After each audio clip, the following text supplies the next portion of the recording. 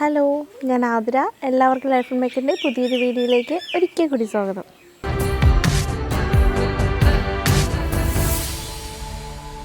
അപ്പോൾ ഞാൻ ഒരു മാസം മുന്നേ തക്കാളി ചെടിയെ പറ്റിയിട്ടൊരു വീഡിയോ ചെയ്തിട്ടുണ്ടായിരുന്നു. അന്ന് കാണിച്ചിരുന്ന തക്കാളി ചെടി കേട്ടോ, ധാരാളമായിട്ട് കാഴ്ചയിപ്പുണ്ട്. എനിക്ക് ദിവസവും വിളവ് കിട്ടിക്കൊണ്ടിരിക്കുന്നുണ്ട്. അപ്പോൾ കറക്റ്റ് പറഞ്ഞാൽ എനിക്ക് ഇപ്പോഴാണ് ഇതിൻ്റെ ഒരു ഗുണം മനസ്സിലായത്. വേറൊന്നുമല്ല, നമുക്ക് പുറത്തിറങ്ങാൻ പറ്റാത്ത സാഹചര്യമാണ്, പച്ചക്കറിക്കൊക്കെ ക്ഷാമമുണ്ട്. അങ്ങനെ ഇരിക്കുമ്പോൾ നമ്മുടെ വീട്ടിൽ നട്ടു വളർത്തുന്ന പച്ചക്കറിയൊക്കെ രുചിയും ഗുണവും കൂടും കേട്ടോ. അപ്പോഴാണ് നമ്മൾ കറക്റ്റ് ഇതിൻ്റെ ഒരു വില അറിയുന്നത്. അപ്പോൾ ധാരാളമായിട്ട് കായ്ക്കുന്നുണ്ട്. അപ്പോൾ ഞാൻ എൻ്റെ തക്കാളി ചെടികൾക്ക് നൽകുന്ന വളങ്ങളും പിന്നെ ഈ തക്കാളി ചെടിയൊക്കെ നട്ടു വളർത്തുന്നത് അറിയേണ്ട കുറച്ച് ടിപ്സാണ് ഇന്നത്തെ നമ്മുടെ വീഡിയോയിൽ. അപ്പോൾ ആദ്യത്തേതെന്ന് പറയുമ്പോൾ കമ്പോസ്റ്റാണ്. കമ്പോസ്റ്റ് എന്ന് പറയുമ്പോൾ ഞാൻ യൂസ് ചെയ്യുന്നത് കിച്ചൺ കമ്പോസ്റ്റാണ് കേട്ടോ. അപ്പോൾ കിച്ചൺ കമ്പോസ്റ്റ് ഞാൻ വീട്ടിൽ ചെറിയൊരു കിച്ചൺ കമ്പോസ്റ്റ് പ്ലാന്റ് ചെയ്തിട്ടുണ്ടായിരുന്നു. പക്ഷേ ഞാനിത് നടുന്ന സമയത്തെന്ന് പറയുമ്പോൾ അത് തയ്യാറായിട്ടില്ലായിരുന്നു. അപ്പോൾ ഞാൻ ഈ ചെടി നട്ടതിന് ശേഷം 2 ആഴ്ച കഴിഞ്ഞപ്പോഴാണ് ഞാൻ ഇതിനകത്ത് ആഡ് ചെയ്തത്. പക്ഷേ നമ്മൾ ചെയ്യേണ്ടതെന്ന് പറയുമ്പോൾ നമ്മൾ ആദ്യം തന്നെ മണ്ണ് തയ്യാറാക്കുന്ന സമയത്ത് നമ്മൾ ഈ കമ്പോസ്റ്റ് ആഡ് ചെയ്യണം. അങ്ങനെ ആഡ് ചെയ്യണമെന്ന് പറയുന്നതിന് കാര്യം എന്ന് വെച്ചാൽ കമ്പോസ്റ്റ് തയ്യാറായി വരുമ്പോഴത്തേക്ക് ഇതിനകത്ത് നൈട്രജൻ്റെ അളവാണ് ധാരാളമായിട്ടുള്ളത്. അപ്പോൾ നമ്മളെ ചെടികളുടെ വളർച്ചയ്ക്ക് ഏറ്റവും ആവശ്യമെന്ന് പറയുമ്പോൾ നൈട്രജനാണ്. നൈട്രജൻ്റെ അളവ് നമ്മുടെ ചെടികൾക്ക് നല്ല രീതിയിൽ ആ വളർച്ച സമയത്ത് ഉണ്ടെങ്കിൽ നല്ല ഹെൽത്തി ആയിട്ട് നല്ല രീതിയിൽ വളർന്നു വരും. അതുകൊണ്ട് തന്നെ നമ്മൾ ഈ കമ്പോസ്റ്റ് ഇട്ട് കൊടുക്കുന്നത്. നമ്മൾ കിച്ചൺ കമ്പോസ്റ്റ് തയ്യാറാക്കുന്ന നിങ്ങൾക്ക് അറിയാമല്ലോ, നമ്മൾ അടുക്കളയിലുള്ള വേസ്റ്റ് സാധനങ്ങളൊക്കെ കൊണ്ടാണ്. പച്ചക്കറികളുടെ പല രീതിയിലുള്ള വേസ്റ്റ് കാണും, തേയിലക്കൊന്ത് കാണും, മുട്ടത്തോട് കാണും, ഇങ്ങനെ പല സാധനങ്ങളും കൊണ്ടാണ് നമ്മൾ കിച്ചൺ കമ്പോസ്റ്റ് ഉണ്ടാക്കുന്നത്. ഈ കമ്പോസ്റ്റിനകത്ത് ധാരാളമായിട്ട് മാക്രോ ന്യൂട്രിയൻസും അതുപോലെ തന്നെ NPK എല്ലാത്തിൻ്റെ അളവ് ധാരാളമായിട്ടുണ്ട്. അപ്പോൾ നമ്മുടെ ചെടികൾക്ക് ആവശ്യമായിട്ടുള്ള ആദ്യം മുതൽ അവസാനം വരെ ആവശ്യമായിട്ടുള്ള എല്ലാ കാര്യങ്ങളും നമ്മുടെ ഈ ഒറ്റ കമ്പോസ്റ്റിനകത്ത് തന്നെ ഉണ്ട്. കമ്പോസ്റ്റിനകത്തുള്ള ന്യൂട്രിയൻസ് വളരെ സ്ലോ ആയിട്ടാണ് നമ്മൾ മണ്ണിലേക്ക് സ്പ്രെഡ് ചെയ്യുന്നത്. നമ്മൾ മറ്റു വളങ്ങളൊക്കെ ഉപയോഗിക്കുമ്പോൾ അറിയാം, നമ്മൾ വളമിട്ടതിന് ശേഷം വെള്ളം ഒഴിച്ച് കഴിയുമ്പോൾ അതിൽ നിന്ന് കുറേയൊക്കെ നമ്മൾ ഇട്ട് കൊടുക്കുന്ന വളങ്ങൾ വെള്ളത്തിൽ ഒഴിച്ചു പോകാറുണ്ട്. പക്ഷേ നമ്മൾ ഈ കമ്പോസ്റ്റ് ഇടുകയാണെങ്കിൽ വളരെ പതിയെ സ്പ്രെഡ് ചെയ്യുന്നത് കൊണ്ട് തന്നെ അതിൽ നിന്നുള്ള ഒരു ന്യൂട്രിയൻസ് നഷ്ടപ്പെട്ടു പോയില്ല. നമ്മളെ ചെടികൾക്ക് ആവശ്യമായിട്ടുള്ള ഘട്ടങ്ങളിലെല്ലാം അതാവുന്ന രീതിയിൽ അതിന് കിട്ടിക്കോളും. പല മണ്ണുകളായിരിക്കും. അപ്പോൾ മണ്ണുകൾക്ക് പല പ്രശ്നങ്ങളും കാണും. അതിനെയൊക്കെ മെയിൻറ്റെയിൻ ചെയ്ത് ഒന്ന് നേരെ ബാലൻസ്ഡ് ആക്കി വെക്കാനുള്ള കഴിവ് നമ്മുടെ ഈ കമ്പോസ്റ്റിനുണ്ട്. ഭയങ്കര കട്ടിയായിട്ടുള്ള മണ്ണ് ഇവിടെ ഞാൻ യൂസ് ചെയ്യുന്നതെന്ന് വെച്ചാൽ നമ്മൾ റെഡ് സോയിലാണ്, നല്ല കട്ടിയാണ് കേട്ടോ മണ്ണ്. അപ്പോൾ അതൊന്ന് ചെറുതായിട്ടൊന്ന് ഡ്രെയിനേജ് ഒക്കെ കറക്റ്റ് ആവാനും മണ്ണിനൊരു ഇളക്കം കിട്ടാനും നമ്മൾ ഈ കമ്പോസ്റ്റ് ഇട്ട് കൊടുക്കുന്നത് വളരെ ഹെൽപ്ഫുള്ളാണ്. പിന്നെയെന്ന് പറയുന്നത് ആ ഒരു മോയ്സ്ചറൈസ് എന്ന് വെച്ചാൽ എപ്പോഴും ഒരു ചെറിയൊരു നനവ് എന്ന് വെച്ചാൽ വെള്ളം കുതിർന്നിരിക്കണമെന്നല്ല, ആ ഒരു മോയ്സ്ചർ മെയിൻറ്റെയിൻ ചെയ്യാനുള്ള കഴിവും നമ്മുടെ ഈ കമ്പോസ്റ്റിനുണ്ട്. അതുകൊണ്ട് തന്നെ ഇപ്പോൾ ഈ മണ്ണ് ഹെൽത്തി ആയിട്ടിരിക്കുമ്പോൾ തന്നെ നമ്മുടെ ചെടി നല്ല ഹെൽത്തി ആയിരിക്കും. അപ്പം മണ്ണ് നല്ല ഹെൽത്തി ആണെങ്കിൽ മണ്ണിൽ നിന്ന് വരുന്ന അസുഖങ്ങളൊന്നും ചെടിയെ ബാധിക്കില്ല, നല്ല രീതിയിൽ വളർന്നു വരികയും ചെയ്യും. അപ്പോൾ അതിനാണ് മണ്ണിൽ ആദ്യം തന്നെ നമ്മൾ ഈ കമ്പോസ്റ്റ് ആഡ് ചെയ്യുന്നത്. അടുത്ത നമ്മുടെ വളമെന്ന് പറയുമ്പോൾ മീൻ വെള്ളമാണ്. അപ്പോൾ എനിക്കിവിടെ എന്ന് പറയുമ്പോൾ ചെറിയൊരു ടാങ്ക് ഉണ്ട് കേട്ടോ, ഫിഷ് ടാങ്ക് ഉണ്ട്. ഞാൻ മാസത്തിൽ 2-3 തവണ നമ്മുടെ ഈ ടാങ്ക് ക്ലീൻ ചെയ്യാറുണ്ട്, ഫിഷ് ടാങ്ക് ക്ലീൻ ചെയ്യാറുണ്ട്. അപ്പോൾ അതിൻ്റെ വെള്ളം ഞാൻ ചെടികൾക്കും പച്ചക്കറികൾക്കും എല്ലാം ഇങ്ങനെ ആ സമയത്താണ് യൂസ് ചെയ്യുന്നത്. 2-3 തവണ ഞാൻ ഉപയോഗിക്കാറുണ്ട്. അപ്പോൾ ദിവസേന ഈ വെള്ളം കിട്ടുന്നവർക്കാണെങ്കിൽ, ഈ ഫിഷ് വളർത്തുന്നവർക്കാണെങ്കിൽ മറ്റൊരു വളം ചെയ്തില്ലെങ്കിലും കുഴപ്പമില്ല കേട്ടോ. എല്ലാ ന്യൂട്രിയൻസും നമ്മുടെ ഈ വെള്ളത്തിൽ അടങ്ങിയിട്ടുണ്ട്. അതുപോലെ തന്നെ NPK എല്ലാ വളങ്ങളും ഒരുവിധം എല്ലാ കണ്ടൻറ്റും നമ്മുടെ ഈ വെള്ളത്തിൽ തന്നെ ഉണ്ട്. അപ്പോൾ മറ്റു വളങ്ങളൊന്നും ചെയ്തില്ലെങ്കിൽ കുഴപ്പമില്ല, ഈ വെള്ളം മാത്രം മതി. അതിന് എക്സാമ്പിളാണ് നമ്മുടെ അക്വപോണിക്സ് എന്ന് പറയുമ്പോൾ. അത് നമുക്കറിയാം, ആ ഫിഷിൻ്റെ ആ വെള്ളത്തിൽ തന്നെയാണ്, മറ്റൊരു വളങ്ങളും ചെയ്തവർ ആ വെള്ളത്തിൽ തന്നെയാണ് നമ്മളെ ചെടികളും പച്ചക്കറികളും എല്ലാം നല്ലപോലെ വളർന്നു നിൽക്കുന്നത്. മൂന്നാമത്തെ നമ്മുടെ വളമെന്ന് പറയുമ്പോൾ എല്ലുപൊടി, ബോൺമീലാണ് കേട്ടോ. അപ്പോൾ ബോൺമീൽ എല്ലാവരും ഒട്ടുമിക്ക ആൾക്കാരും യൂസ് ചെയ്യുന്ന ഒന്ന് തന്നെയാണ് ഈ ബോൺമീലെന്ന് പറയുന്നത്. അപ്പോൾ അത് നമ്മൾ കമ്പോസ്റ്റ് ചെയ്യുന്നത് പോലെ, നമ്മൾ കമ്പോസ്റ്റ് മണ്ണിൽ ഇടുന്നത് പോലെ തന്നെ വേണം നമ്മൾ ഈ എല്ലുപൊടിയും യൂസ് ചെയ്യാൻ. ആദ്യം നമ്മൾ ഈ ചെടി വെക്കുന്നതിന് മുന്നേ തന്നെ മണ്ണ് തയ്യാറാക്കുന്ന സമയത്ത് നമ്മൾ ഈ കമ്പോസ്റ്റ് ഇട്ട് കൊടുക്കുന്നത് പോലെ തന്നെ നമ്മുടെ എല്ലുപൊടി മിക്സ് ചെയ്തിട്ടാണ് നമ്മൾ ഈ പോട്ടിംഗ് മിക്സ് തന്നെ തയ്യാറാക്കുന്നത്. അത് എന്ന് വെച്ച് കഴിഞ്ഞാൽ ഈ എല്ലുപൊടിനകത്ത് ധാരാളമായിട്ടുള്ളത് ഫോസ്ഫറസാണ്. ഫോസ്ഫറസ് എന്ന് പറയുമ്പോൾ നിങ്ങൾക്കറിയാം, നമ്മുടെ ചെടികളുടെ നല്ല രീതിയിലുള്ള റൂട്ടിൻ്റെ ഡെവലപ്മെൻറ്റിന് വേണ്ടി ആ വളർച്ചാ ഘട്ടങ്ങളിലാണ് നമ്മുടെ ഈ ഫോസ്ഫറസിൻ്റെ ഒരു ആവശ്യകത ചെടിക്ക് വരുന്നത്. ആ സമയത്താണ് നമ്മൾ ഈ എല്ലുപൊടി യൂസ് ചെയ്യേണ്ടത്. പക്ഷേ ആ സമയത്ത് നമ്മൾ യൂസ് ചെയ്ത് കഴിഞ്ഞ് കഴിഞ്ഞാൽ അപ്പോൾ തന്നെ നമ്മളെ ചെടികൾക്ക് കിട്ടില്ല. കാരണം വെച്ചാൽ ഇതും നമ്മുടെ കമ്പോസ്റ്റിനെ പോലെ തന്നെ സ്ലോ റിലീസാണ്. കാരണം വെച്ചാൽ നമ്മളിപ്പോൾ ആദ്യം തന്നെ മണ്ണിലിട്ട് കൊടുക്കുകയാണെങ്കിൽ ഒരു 3-4 മാസം കഴിഞ്ഞിട്ടേ കറക്റ്റ് അതിൻ്റെ ആ ന്യൂട്രിയൻസ് എല്ലാം മണ്ണിൽ കിട്ടിയിട്ട് നമ്മളെ ചെടികൾക്ക് കിട്ടി തുടങ്ങത്തുള്ളൂ. അതുകൊണ്ട് തന്നെ മണ്ണ് തയ്യാറാക്കുമ്പോൾ നമ്മൾ ഈ എല്ലുപൊടി യൂസ് ചെയ്യുക. അല്ലെങ്കിൽ ചെയ്യേണ്ട ഒരു കാര്യം എന്ന് വെച്ച് കഴിഞ്ഞാൽ ഇത് നമ്മൾ ഒന്ന് ആവി കയറ്റുക, ആവിയിൽ പുഴുങ്ങിയെടുക്കുക. പുഴുങ്ങിയെടുത്തതിന് ശേഷം ചൂടാറിയതിന് ശേഷം നമ്മുടെ മണ്ണിൽ ഇട്ട് കൊടുക്കുക.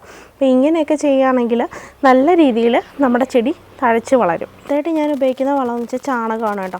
ചാണകം നമ്മൾ ഉണക്കച്ചാണകം ഉപയോഗിക്കാറുണ്ട്, അതുപോലെ തന്നെ പച്ചച്ചാണകം ഉപയോഗിക്കാറുണ്ട്. ഉണക്കച്ചാണകം എന്ന് വെച്ചാൽ നമ്മൾ മണ്ണ് തയ്യാറാക്കുന്ന സമയത്ത് ഈ കമ്പോസ്റ്റ് എല്ലുപൊടിയൊക്കെ ഇടുന്നതിൻ്റെ കൂടെ തന്നെ നമ്മൾ ചാണകം ഉപയോഗിക്കാറുണ്ട്. നല്ല ഉണക്ക ചാണകം നല്ലപോലെ പൊടിച്ച് വേണം, ഞരടി വേണം നമ്മൾ ഇടാനായിട്ട്, കട്ട കെട്ടിയിടരുത്.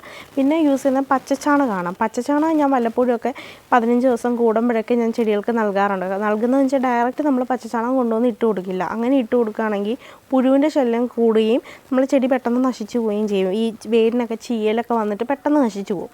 അപ്പോൾ ഡയറക്റ്റ് യൂസ് ചെയ്യാതെ അത് ഒരു 4-5 ദിവസം വെച്ചിട്ട് പുളിപ്പിക്കും. കുറഞ്ഞതൊരു 3 ദിവസമെങ്കിലും നമ്മൾ വെച്ച് പുളിപ്പിച്ചതിന് ശേഷം നമ്മൾ ചെടിയൊക്കെ ഒഴിച്ചു കൊടുക്കണം. അപ്പം ഞാൻ പുളിപ്പിക്കുമ്പോൾ പച്ചച്ചാണകവും എടുക്കും, പിന്നെ കുറച്ച് അതിനകത്ത് വേപ്പിൻ പിണ്ണാക്ക്, പിന്നെ ചിലപ്പോൾ എല്ലുപൊടി, ചിലപ്പം വേപ്പിൻ പിണ്ണാക്കും ചാണകവും മാത്രം യൂസ് ചെയ്യും, അല്ലെങ്കിൽ എല്ലുപൊടിയും ചാണകവും ഇത് മാത്രം ഉപയോഗിച്ചിട്ട് ആവശ്യത്തിന് വെള്ളവും കൂടി ചേർത്ത് നല്ലപോലെ മിക്സ് ചെയ്ത് വെക്കും.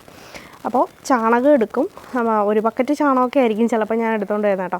ആ ബക്കറ്റ് ചാണകത്തിനകത്ത് കുറച്ച് നമ്മൾ വേപ്പിൻ പിണ്ണാക്ക് ഇടും, നമ്മൾ ആവശ്യത്തിന് മാത്രം കുറച്ച് വേപ്പിൻ പിണ്ണാക്ക് ഇട്ടിട്ട് ഇത് നല്ലപോലെ അങ്ങ് മിക്സ് ചെയ്യും. ഈ ചാണകവും വേപ്പിൻ പിണ്ണാക്കും കൂടി നല്ലപോലെ അങ്ങ് മിക്സ് ചെയ്തതിന് ശേഷം പിന്നെ ഇതൊന്ന് ലൂസായി കിട്ടാനായിട്ട്, ഒരുപാട് ലൂസല്ല എന്നാലും ചെറുതായിട്ടൊന്ന് മിക്സായിരിക്കാൻ വേണ്ടിയിട്ട് ആവശ്യത്തിന് വെള്ളവും കൂടി ഒഴിച്ച് ഒന്ന് കുഴമ്പ് പരുവത്തിലൊക്കെ ആക്കി വെക്കും. വെച്ചതിന് ശേഷം 3 ദിവസം വെച്ചേക്കും പുളിക്കാനായിട്ട്. അപ്പോൾ എല്ലാ ദിവസവും രാവിലെ ഇതൊന്ന് ഇളക്കി കൊടുക്കുകയും കൂടി വേണം. ഇളക്കി കൊടുക്കുന്നത് വെച്ചാൽ നമ്മുടെ ക്ലോക്ക് വൈസ് ഡയറക്ഷനിൽ ഇതൊന്ന് ഇളക്കി മിക്സ് ചെയ്യുക എല്ലാ ദിവസവും രാവിലെ. അതിനുശേഷം നമ്മൾ 1 കപ്പ് 3 ദിവസത്തിന് ശേഷം 1 കപ്പ് ഈ സ്ലറി എടുക്കും. അതിനുശേഷം 3 കപ്പ് വെള്ളവും കൂടി ആഡ് ചെയ്യും. ആ ഒരു അളവിൽ നമ്മൾ ചെടികളുടെ ചോട്ടിൽ നമുക്ക് ഒഴിച്ചു കൊടുക്കുമ്പോൾ ശ്രദ്ധിക്കേണ്ട കാര്യം വെച്ചാൽ ഇതിൻ്റെ മൂടുകളിൽ ഡയറക്റ്റ് നമ്മുടെ ഈ ചോട്ടിൽ തട്ടാത്ത രീതിയിൽ ചെടിച്ചട്ടിയിലൊന്ന് അകത്തി വേണം യൂസ് ചെയ്യാൻ. പച്ചച്ചാണകമൊക്കെ മൂട്ടിൽ ഒരുപാട് തട്ടിക്കഴിഞ്ഞാൽ പെട്ടെന്നിത് അഴുകിപ്പോവും ചെടിയെ. അപ്പം നമ്മൾ മൂടുകളിൽ തട്ടാത്ത രീതിയിൽ ചെടിയുടെ ഒന്ന് അകത്തി വേണം ഒഴിച്ചു കൊടുക്കാനായിട്ട്. ഞാനിത് 15 ദിവസത്തിലൊരിക്കലാണ് ഇത് യൂസ് ചെയ്യാറുള്ളത്. അപ്പം വേപ്പിൻ പിണ്ണാക്ക് നമ്മൾ ചേർക്കുന്നതിൻ്റെ പ്രധാന ഒരു ഗുണമെന്ന് പറയുന്നത് മണ്ണിലൂടെയുള്ള എന്തെങ്കിലുമൊക്കെ പ്രശ്നങ്ങളുണ്ടെങ്കിൽ നമ്മൾ ഈ വേപ്പിൻ പിണ്ണാക്ക് ആഡ് ചെയ്ത സമയത്ത് നമ്മൾ ഈ മണ്ണിലുള്ള പ്രശ്നങ്ങളൊക്കെ അങ്ങ് പോകും. രോഗങ്ങൾ എന്തെങ്കിലുമൊക്കെ ഉണ്ടെങ്കിൽ അത് നമ്മൾ വേപ്പെണ്ണ യൂസ് ചെയ്യാറുണ്ടല്ലോ, അതേ ഒരു എഫക്റ്റാണ് നമ്മൾ മണ്ണിനകത്ത് വേപ്പിൻ പിണ്ണാക്ക് യൂസ് ചെയ്യുമ്പോൾ കിട്ടുന്നത്. അപ്പം വെള്ളത്തിൽ ഡൈല്യൂട്ട് ചെയ്ത് പുളിപ്പിച്ചും കൂടി ഒഴിക്കുമ്പോൾ അതിൻ്റെ ഗുണം കൂടും. പെട്ടെന്ന് നമ്മുടെ മണ്ണിലേക്ക് പിടിച്ച് ചെടികൾക്ക് കിട്ടുന്ന ഒരു അവസ്ഥയിലെത്തിക്കും. അതുകൊണ്ടാണ് ഇത് പുളിപ്പിച്ച് യൂസ് ചെയ്യുന്നത്.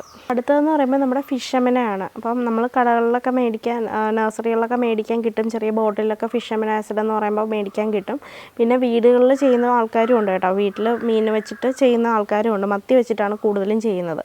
അപ്പോൾ ഇത് യൂസ് ചെയ്യുന്നത് വെച്ചാൽ നമ്മൾ ചെടിയുടെ ആ ഒരു വളർച്ചാ ഘട്ടങ്ങളിലാണ് നമ്മൾ പൊതുവേ ഫിഷ് അമിനോ ആസിഡ് യൂസ് ചെയ്യാറുള്ളത്. അപ്പം ഞാൻ മാസത്തിൽ 1 തവണയൊക്കെ രീതിയിൽ അപ്ലൈ ചെയ്ത് കൊടുക്കാറില്ല. അത് മെയിനായിട്ട് കുറച്ചൊരു വളർന്ന ചെടികൾക്കാണ് ഞാൻ യൂസ് ചെയ്യുന്നത്. ആ ഒരു വളർച്ചാ ഘട്ടത്തിൽ ആവശ്യമായിട്ടുള്ള സാധനങ്ങളെല്ലാം ഈ ഫിഷ് അമിനോ ആസിഡിനകത്തുണ്ട്. അതിനകത്ത് കൂടുതലും ഫോസ്ഫറസിൻ്റെ അളവാണ് നമ്മുടെ ഈ ഫിഷ് അമിനോനകത്തുള്ളത്. അതുകൊണ്ട് തന്നെ ചെടി നല്ല രീതിയിൽ അതിൻ്റെ റൂട്ടെല്ലാം ഡെവലപ്പ് ചെയ്ത് നല്ല രീതിയിൽ വളർന്നു വരും, നല്ല തഴച്ച് വളർന്നു വരും. പിന്നെ ഇതിനകത്ത് NPKയുടെ നല്ലൊരു അളവുണ്ട്, സൾഫറുണ്ട്, മെഗ്നീഷ്യം ഉണ്ട്. ഇതുപോലുള്ള ഒരുപാട് ന്യൂട്രിയൻസിൻ്റെ അളവ് നമ്മുടെ ഈ ഫിഷ് അമിനോനകത്ത് നല്ല രീതിയിലുണ്ട്. നേരത്തെ പറഞ്ഞ കമ്പോസ്റ്റ് ആയാലും എല്ലുപൊടി ആയാലും ചെടികൾക്ക് പയ്യാണ് കിട്ടുന്നത്. അതിനകത്തുള്ള ന്യൂട്രിയൻസ് എല്ലാം മണ്ണിൽ പിടിച്ച് പയ്യാണ് കിട്ടുന്നത്. പക്ഷേ നമ്മുടെ ഫിഷ് അമിനോ എന്ന് വെച്ച് കഴിഞ്ഞാൽ പെട്ടെന്നാണ് എൻ്റെ റിസൾട്ട് കിട്ടുന്നത്. കാര്യം എന്ന് വെച്ച് കഴിഞ്ഞാൽ അതിനകത്തുള്ള ന്യൂട്രിയൻസ് എല്ലാം പെട്ടെന്ന് നമ്മുടെ ചെടികൾക്ക് മണ്ണിലൂടെ ആയാലും അതുപോലെ തന്നെ നമ്മൾ സ്പ്രേ ചെയ്യുകയും ചെയ്യും, അതുപോലെ തന്നെ മൂട്ടിലൊഴിക്കുകയാണ് ചെയ്യുന്നത്. അപ്പം മൂട്ടിലൊഴിച്ച് കൊടുക്കുമ്പോഴാണെങ്കിൽ അത് പെട്ടെന്ന് മണ്ണിലൂടെ കലർന്ന് ചെടികൾക്ക് പെട്ടെന്ന് അത് വലിച്ചെടുക്കാൻ സാധിക്കും. പിന്നെയെന്ന് പറയുന്നത് നമ്മൾ ചെടികളുടെ ഇലയിലൊക്കെയാണ് സ്പ്രേ ചെയ്യുന്നതെങ്കിൽ അതുപോലെ ചെടികൾക്ക് പെട്ടെന്ന് അത് വലിച്ചെടുത്തിട്ട് നമുക്ക് അതിൻ്റെ നല്ല രീതിയിലുള്ള റിസൾട്ട് നമ്മൾ ഈ ഫിഷ് അമിനോ യൂസ് ചെയ്യുന്നതുകൊണ്ട് കിട്ടാറുണ്ട്. അടുത്ത വളം എന്ന് പറയുന്നത് സ്യൂഡോമോണസ് ആണ് കേട്ടോ. അപ്പോൾ ഈ സ്യൂഡോമോണസ് എന്ന് പറയുമ്പോൾ അറിയാം, നമ്മൾ മണ്ണ് തയ്യാറാക്കുന്ന സമയത്ത് മണ്ണിൽ ആഡ് ചെയ്ത് കൊടുക്കാറുണ്ട്.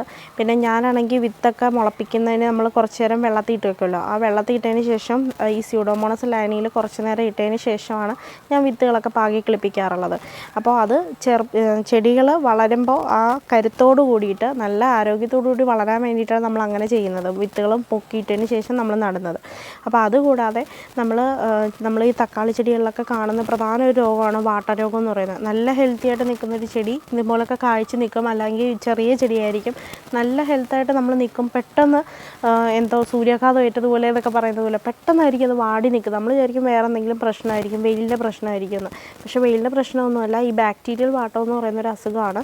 പെട്ടെന്നായിരിക്കും. പിന്നെ നമ്മളത് എന്ത് ചെയ്താലും പിന്നെ അതിൽ നിന്നുള്ള ആ ഒരു കവർ ചെയ്ത് വരാൻ ഭയങ്കര ബുദ്ധിമുട്ടായിരിക്കും ചെടി. അപ്പോൾ അതിന് മുന്നേ തന്നെ നമ്മൾ മാസത്തിൽ ഒരു തവണ വീതം നമ്മൾ ഈ സ്യൂഡോമോണസ് 5 ml 1 ലിറ്റർ വെള്ളത്തിൽ മിക്സ് ചെയ്തതിന് ശേഷം തളിക്കുകയും അതുപോലെ തന്നെ ചോട്ടിൽ ഒഴിച്ചു കൊടുക്കുകയൊക്കെ ചെയ്ത് കഴിഞ്ഞാൽ ഈ ബാക്ടീരിയൽ രോഗത്തിൽ നിന്ന് നമ്മളെ ചെടിയെ രക്ഷിക്കാൻ സാധിക്കും.